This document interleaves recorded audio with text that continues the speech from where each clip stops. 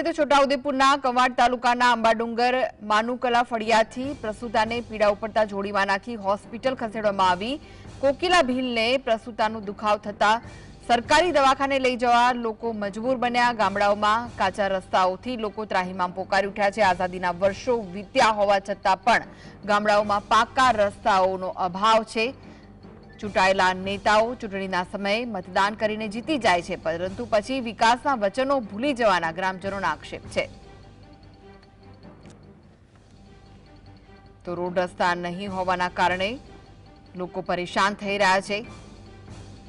ક્યારેક કોઈકની મોતનો મલાજો પણ નથી જળવાતો, તો પ્રસૂતાને પીડા ઉપડતા તેને જોડીમાં નાખીને પછી હોસ્પિટલ લઈ જવામાં આવી। ગુજરાતના વિકાસની વાતો થતી હોય છે અને આવો વિકાસ ગામડાઓમાં જોવા મળે છે। લોકો અનેક મુશ્કેલીઓનો સામનો કરતા હોય છે આવા કાચા રસ્તાઓના કારણે। ત્યારે જીએસટીવી પર એક્સક્લુઝિવ દ્રશ્યો આપ જોઈ રહ્યા છો।